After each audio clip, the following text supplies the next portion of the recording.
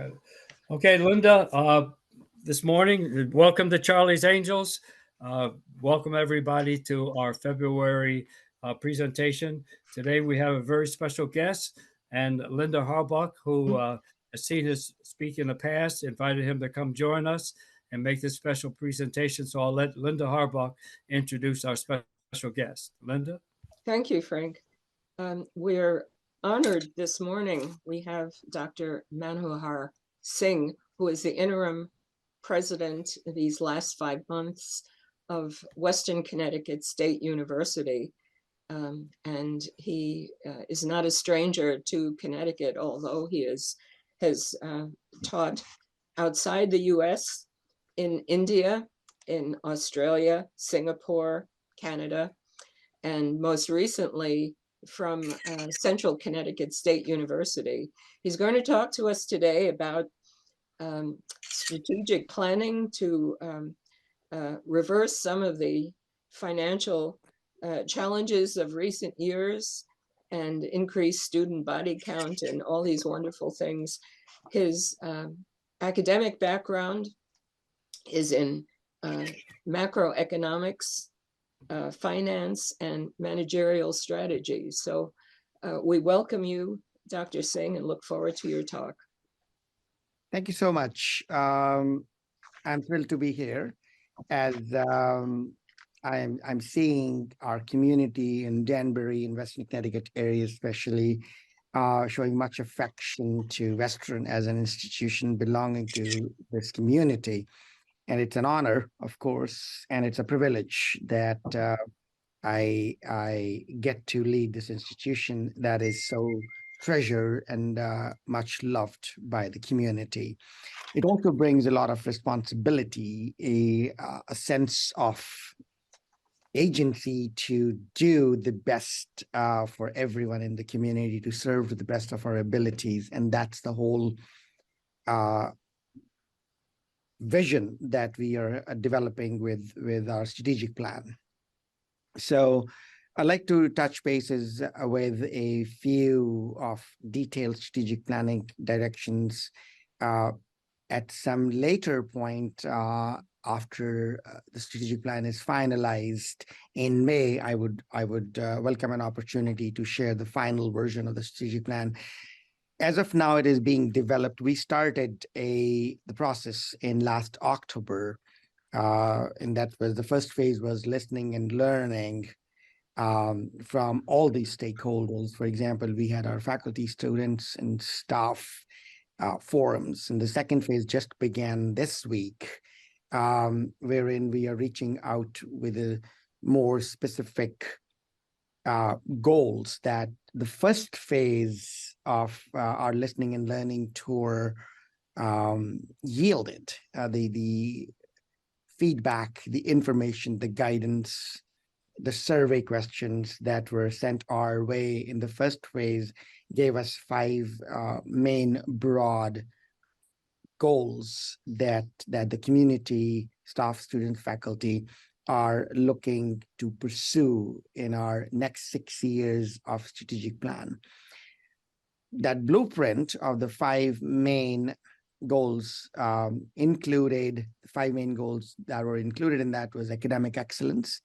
We need to focus on being program innovative so that our programs are not only, as they have been always, the best of the best quality in terms of the rigor and in terms of making an impact as serving the community, as also being part of the best of the workforce, serving the businesses and not-for-profit organizations in their needs for trained, skillful workforce. At the same time, the academic excellence also is focused on a wholesome development academically and personally of our students. How do we serve them so that when they graduate, they come out as whole person rather than weakened by having to make tough choices and compromises? We have seen in the rest of the media and the research, you will see there was a significant amount of mental health issues due to poverty, food insecurity, homelessness among student body. So we are at Western trying to focus on giving an education that prepares them for good professional careers, as well as keep them at their best in their personal lives, health-wise, physical, mental, and in terms of also their growth as a lifelong learner. The big piece of academic excellence is innovation in our programs so that we stay relevant with our academic offerings, including programs that are in emerging areas of professional employers' desired demand, in the sense artificial intelligence, machine learning, if you would, health informatics, sustainability, bioinformatics, climate, and not just in terms of those professional fields, but a unique blend that we want to create for Western is a foundation of liberal arts and humanities education, as it supports the development of more professional skills for the rest of their lives. It's a fusion. It's an and liberal arts, humanities, and professional education.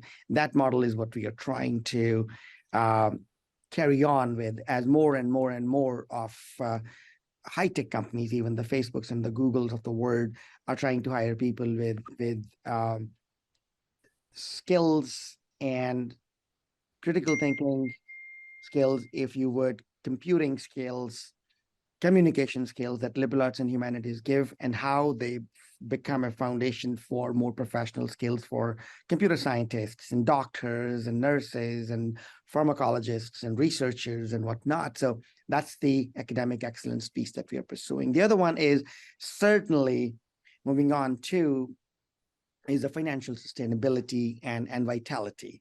And that's a big one for us because over the last 10 years or so, specifically more concretely over the 8 years and then accentuated by COVID, we have lost significant enrollments in the past. And the good news is that this spring and this coming fall, the enrollments decline has been arrested, and we will actually have a larger class of incoming freshmen than we had last fall.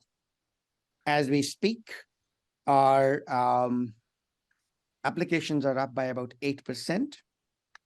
Our acceptances sent to students are up by more than 10%.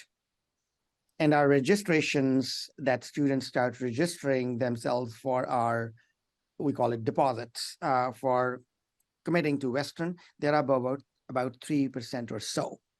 So indications are that the mechanisms and strategies that we are putting in place over the last 5 months have started to yield results in terms of enrollments, and enrollments being the two pieces to that: recruitment and retention. Recruitment is what I just mentioned, bringing in the larger class. Retention would mean that when they are here, we offer them better services, better food, better living experience, better campus life, better engagement, better academic programs, and also academic services like tutoring, sessions for extra classes in math, scheduling their classes in such a manner that it's convenient as well as most productive usage of their time when they are learning. So meeting them where they are and making them feel this place be their home, away from home, making them feel a sense of belonging so that mentally they are ready to learn, and then facilitating academic support and financial support systems. Tuition is an increasingly important part of financial vitality. So enrollment, retention, and recruitment would certainly be one of our strategic moves when we go in for building our financial vitality. Other part of this is trying to generate non-tuition revenues by offering non-traditional academic programming, utilizing our facilities for community purposes, um, offering certificate programs that are non-degree, not for credit, and also engaging with community in terms of summer camps, serving the community while at the same time generating some revenues. Fundraising and fundraising is another element of financial resources focused on student services and student support financially. So we have, in addition to tuition revenue, non-tuition, non-traditional revenues, we're also going to focus on fundraising and fundraising in our community and beyond, specifically focused on how to support Western community, Western students who now are increasingly coming from our, we call it 18 miles radius, if you would, very diverse community. Danbury High School is one of the largest, if not the largest, high school. And majority of them are a combination of, if you would, Pell Grant eligible, first generation, very diverse population, underserved historically. So we at Western take this very seriously as our responsibility to respond to the changing demographics of our community, serving them and providing them financial, academic, and professional services, career services, if you would, experiential learning opportunities, so that they succeed and then they enrich the community back.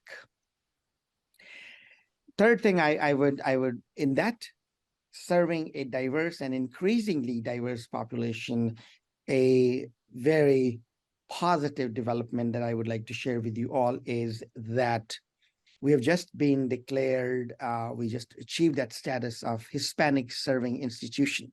HSI designation you get as an institution when your Hispanic population is more than 25%. And we are, as we speak, at 26.7% of the latest count that we had a few months back. That allows us for two things. One, it is very mission-centric for us to serve the students and the faculty that are reflective of our community demographics. So we're very proud of that. We are also going to be having an opportunity to apply for some specific federal government grants to support the students and the institution.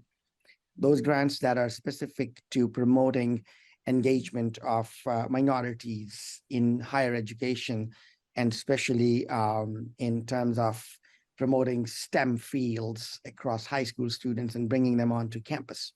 We also won a good grant. It's called LSEMP, which would allow us to have summer programs offered to minority students, whether it is racial minorities or gender minority or economic minority, to offer summer programs in STEM fields. We are trying to host those students from local area, regional area high schools, and put them in our dorms so that they will have a campus experience that'll be inspiring to them to pursue career in education, not only just career in education, but also get academic training to pursue a career that is up to their potential and also up to their desire. With respect to strategic plan, all these factors that I was saying, they were going to be certainly impacting the bottom line in terms of financial, whether it is tuition revenue, non-tuition revenue, whether it is grants money, whether it is fundraising from generous, magnanimous philanthropy foundations and individuals and alums. They've been very kind and magnanimous to, and shown a lot of affection for their alma mater, if you would, from my alums perspective. Also, we are seeking significant support from the state. Yesterday, there was a hearing of the Appropriations Committee, and the conversations are encouraging as we speak, but the battles are certainly from every quarter, there is a demand for limited resources. And as we fight the financial resources crunch in higher education in general, every support, every dollar, every source of funding is being sought and pursued as part of the strategic plan focused on financial vitality and sustainability. In addition to academic excellence and student welfare, student support, if you would, well-being, we are another important aspect of our strategic plan would be our very mission-centric shared governance principle. The strategic plan will focus on how the decisions are made in an inclusive fashion, how everyone's voice gets heard, represented, and translated into action plan. That is one major element of strategic plan. The decisions that are going to be the visions, that are going to be the objectives, the resources, the assessments of a strategic action plan would be all in a shared governance. And when I say shared governance, we have had our feedback and guidance and counseling from in terms of what should be pursuing, what should be our vision, what should be our mission. That's a major one, but also in our day-to-day operational decision and in decisions that impact our student lives, we are going to be creating organizational structures and philosophies that will certainly respect what in higher academic word is a very, very well instituted, well respected principle and philosophy, and that is shared governance. The other element of our strategic plan that is most critical, I've given a little bit of hint about our being very diverse community, and serving the community means that we never lose focus of diversity and inclusion. It's the right way to promote equity, and not equity just for the sake of equity, which it in itself is a very important part of our nation. But equity for building the communities, for serving the humanities, needs for whether it is equity in health, equity in academic world, equity at workplace, equity in climate impact. There are glaring inequities, and the buck stops with how well we prepare next generation leadership who are available to not only learn from a very diverse perspective, but also look at the world's problems from an equity lens, from a diverse perspective, having lived experiences, having gone to educational institutions that have different mix of diverse populations.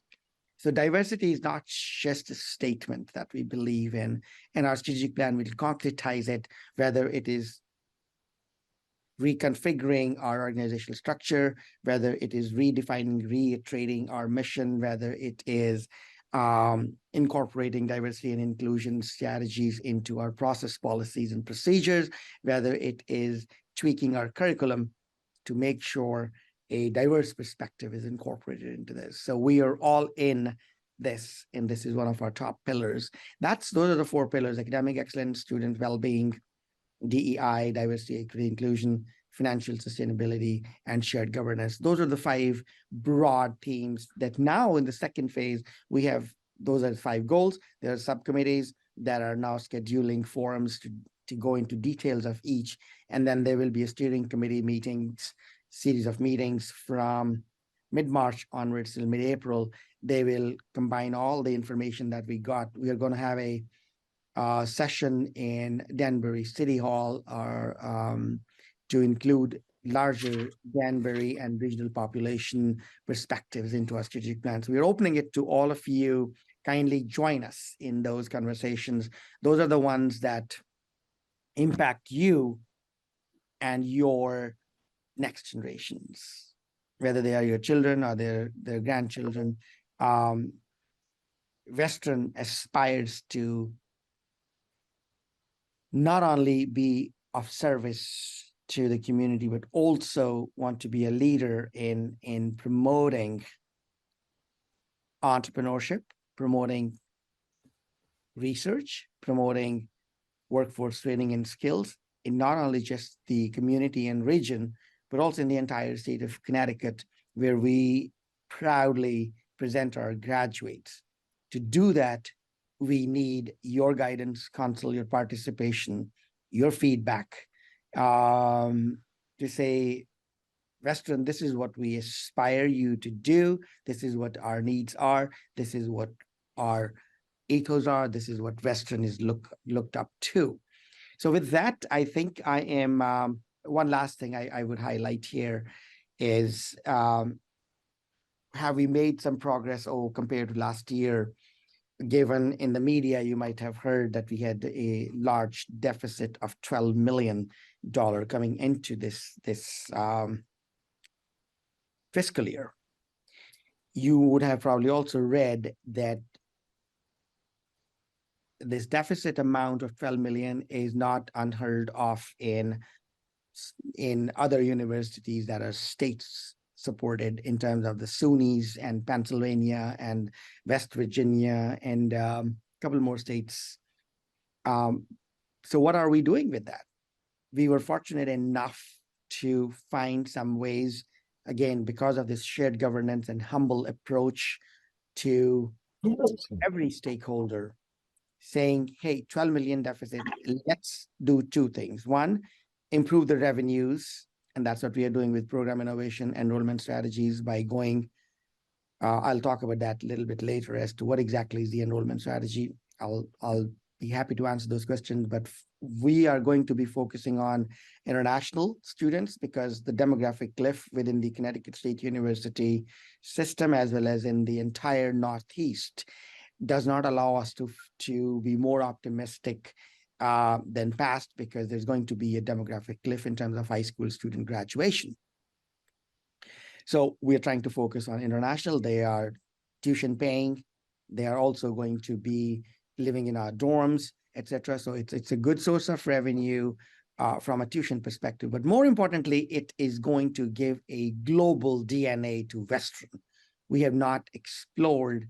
We are so close to New York City, and also all the employers in this corridor, and we're also very aware that STEM fields, the physics, chemistry, biologies, and engineering, and math and computer science, are the ones that are now very popular in international destinations. So we're combining the two opportunities to fight the challenge of demographic cliff that we face in the Northeast. Now, that there's a strategy in there. Also, the graduate enrollments are picking up, while the undergraduates are the ones that are quite significantly being challenged by demographic decline in high school graduate students. There's also that we are fighting, and kindly help me and my colleagues in fighting this sentiment of education is not worth it. That's a big, big challenge. And the answer to that question is, if you look at the data, academic versus non-academic, whether it is professional lifetime financial earnings in terms of the ROI, pure financial, there is significant data that going to college does improve your lifetime earnings. Various studies have ranged that from 600,000 to 1.2 million, depending upon the field, that your lifetime earnings get impacted positively by going to college compared to high schools. The other one is your personal health, the longevity, as well as healthy lifestyles are very positively correlated to your college education. The work you do, the impact of that work you do, the broader, whether it is scientific discovery, whether it is working for corporate businesses or not-for-profit, the impact that you make after going to college is much more, if you would, pronounced, and maybe much more defined, if you would, much larger in scope, if you are able to go to college and reach larger spheres because of that degree. We're also fighting that not only just the demographic cliff, but also skepticism. Certainly, the cost of education has gone up, and we are trying, and that's where state support comes handy. That's where fundraising for scholarships come handy. We're trying to raise as much financial resources and conserve as much financial resources to support students. who are based on merit and based on their willingness to learn and be a lifetime learner, based upon their needs. Those are the three defining pillars, if you would, of our strategy to bring in students and give them enrollments opportunity into college systems. Finally, we are also trying to have enrollment strategy of not just international graduate with financial support, but also the convenience, the accessibility, the affordability of higher education by offering online programs. What we are trying to do here is within a system, we are four universities, Central, Western, Southern, and Eastern. And the talks are that we will be more strategic and synergistic when it comes to offering programs so that least amount of duplicacy happens. That is going to also be helpful in bringing the system and each institution in that system to a much more prominent in their specialization, as well as much more financial sustainability. So with that, I would say we are very aware of our past budget deficits. I'm going to give you a few numbers. From 12 million deficit that we started this financial year, the deficit has been reduced by about $7 million. So we are now standing, instead of 12 million, 4 point something. And the numbers are changing because, as you all business professionals would know, that incomes keep coming and expenses keep coming as the year passes. But the projected, instead of 12 million, we are standing at about 4.7 as we speak. So the efficiencies, the revenue generations of about $7 million over the first 5 months, 6 months are very encouraging. And it is supported by faculties, big sacrifices of our staff, students. And there is one major challenge that we are having this time is infrastructure. Quite a buildings at our campus need significant repairs, if you would. And that's where our conversations with the state agencies responsible for allocating resources and also managing facilities, projects. We're having those conversations as we speak so that my students have the best of the best possible facilities when they go to classroom, or they go to their dorms, or they go to cafeterias, etc., and when they go to athletic events. One of the good things that I would also highlight here is that financially, our reserves 2 years back were at 10 years back, our reserves were $25 million. Over the last 8 to 9 years, those reserves went from $25 million to minus 2.5 or so, in a negative territory. Last year, because of the efficiencies and increased revenues and shared sacrifices by my faculty, staff, and students, colleagues, we last year brought that minus 2 point something to in a positive territory of reserves of some million dollars of reserves. This year, the current year, we are hoping to have our financial reserves come up from 1 point some million dollars to over $5 million and maybe more. So not only we are reducing the deficit, we are also building the resilience in terms of going back from minus 2 point some to now projected to be 5 plus, if not more, reserves. So those are the good work of our colleagues, good support of our community, and good leadership among system, and good support by our legislators and governor's office, if you would. They have identified their mission with our mission in serving the community. So I think we all together do deserve a pat on the back for coming together, collaborating, supporting each other, and bringing Western out of its past financial woes and looking up to a future that is more robust and more impactful for our communities. With that, I think I've taken more than my share of time, but I owe it to you all as to where we stand with respect to Western and what the strategic plan, etc., going to do for us in future.